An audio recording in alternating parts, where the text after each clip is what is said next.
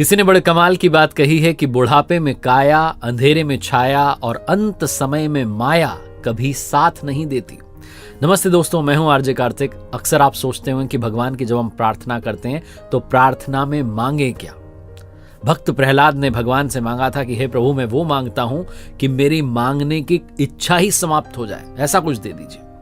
मां कुंती ने भगवान से मांगा था कि हे प्रभु, मुझे बार बार विपत्ति दीजिए, समस्याएं दीजिए, ताकि मैं आपको याद करती रहूं, स्मरण करती रहूं। महाराजा पृथु ने भगवान से मांगा था कि हे प्रभु, मुझे 10,000 कान दे दो, ताकि मैं आपकी पावन लीला को अधिक से अधिक सुनता रहूं। और हनुमान जी ने बड़ा ही सुंदर कहा कि अब प्रभु कृपा करो एहि भांति, सब तजी भजन करो दिन राति। भगवान से मांगने में कोई बुराई नहीं है, लेकिन मांगा क्या जाए ये समझना बहुत जरूरी है।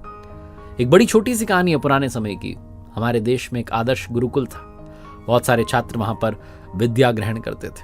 उसी गुरुकुल में एक स्पेशल जगह थी जहां पर कि सारे शिष्य इकट्ठे होकर के प्रार्थना करते थे और उनके गुरुजी थोड़ी सी ऊंचाई पर स्टेज पर जो बैठा करते थे। और शिष्यों के मन में अक्सर ये आता था कि हम जब प्रार्थना करते हैं तो हमारे होंठ हिलते हैं, गुरुजी के तो होंठ भी नहीं हिलते, बोलते क्या है।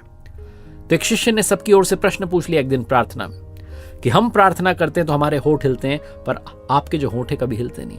आप तो पत्थर की मूर्ति की तरह जो है बैठ जाते हैं। आप कहते क्या है अंदर से?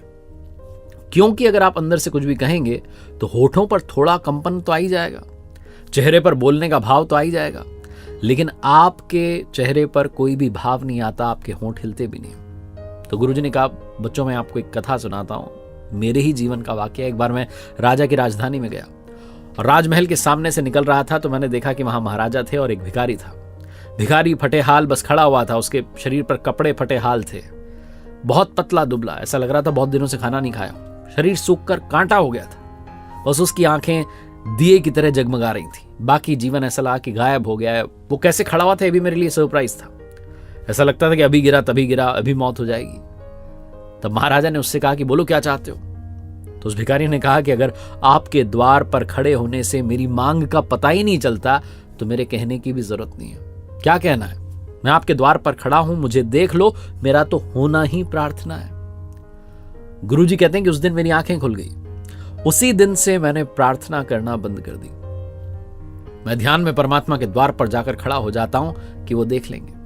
अगर मेरी सिचुएशन कुछ नहीं कह सकती तो मेरे शब्द क्या कह देंगे। अगर मेरी स्थिति वो नहीं समझ सकते तो मेरे शब्दों को क्या समझेंगे। उस दिन से मैंने प्रार्थना करना बंद किया, बस द्वार पर जाकर खड़ा हो जाता हूं, क्योंकि मेरा वहां उपस्थित होना ही पर्याप्त है। आपका प्रार्थना में होना ही पर्याप्त है।